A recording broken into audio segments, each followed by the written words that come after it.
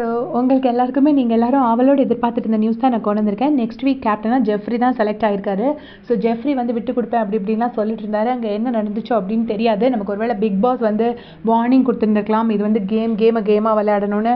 இல்லைனா ஜெஃப்ரியோட ஃப்ரெண்ட்ஸ், அதாவது கோவா கேங்கில் உள்ள மெம்பர்ஸ், ஜாக்லின், சௌந்தர்யா, அந்த மாதிரி ஜெஃப்ரியோட க்ளோஸ் ஃப்ரெண்ட்ஸ் அவங்க வந்து சொல்லியிருக்கலாம், நீ வந்து விட்டு கொடுக்கறது உன்னோட கேம் அஃபெக்ட் பண்ணும், அது வந்து உனக்கு நெகட்டிவாக திரும்பிடும் அப்படிங்கிற மாதிரி சொல்லி கொடுத்துருந்துருக்கலாம். இல்லைனா இது ஜெஃப்ரியோட ஓன் டெசிஷனாகவே இருந்திருக்கலாம், நமக்கு தெரியாது. இல்லைனா சாச்சனாவே போயிட்டு இல்லை வேணாம் நீ எனக்காக விட்டு கொடுக்க வேணாம், நான் தெரியாமல் கேட்டேன், நீ வந்து உன்னோட கேமாகவே நீ ஆடு அப்படின்னு கூட சொல்லியிருந்துருக்கலாம். என்ன நடந்துச்சு அப்படிங்கிறது நமக்கு தெரியாது. ஸோ ஜெஃப்ரி வந்து கேப்டன் ஆகிட்டாரு, அதுதான் இப்போதைக்கு நமக்கு தெரிஞ்ச நியூஸ். ஆனால் ஜெஃப்ரி வந்து எப்போவுமே ரொம்ப ஸ்வீட், நமக்கு தெரிஞ்சது தான். ஸோ அசிஸ்டன்ட் கேப்டனாக சாச்சனாவை செலக்ட் பண்ணியிருக்காங்க.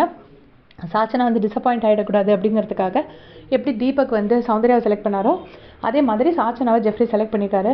ஸோ 12 பிக் ஷாட்ஸ் தான் இந்த வீக் நாமினேஷனில் வந்திருக்காங்க அப்படிங்கிற மாதிரி நியூஸ் பரவி இருக்குது. அந்த 12 பிக் ஷாட்ஸ் யாருன்னு எனக்கு நியூஸ் உடனே நான் உங்களுக்கு அப்டேட் பண்ணுறேன். ஸோ அந்த 12 பிக் ஷாட்ஸ் நாமினேஷனில் வந்தால் செம்மையாக இருக்கும். பெரிய ஆட்கள் வந்தால் தான் யார் ஓட்டிங்கில் என்ன நிலவரத்தில் இருக்கிறாங்கங்கிறது நமக்கும் ஒரு ரியாலிட்டி தெரிய வரும். ஸோ தெரியும் போது உங்களுக்கு கண்டிப்பாக நியூஸ் கொடுக்குறேன். சேனல் சப்ஸ்கிரைப் பண்ணிட்டு பாருங்கள். தேங்க்ஸ் ஃபார் வாட்சிங் கைஸ்.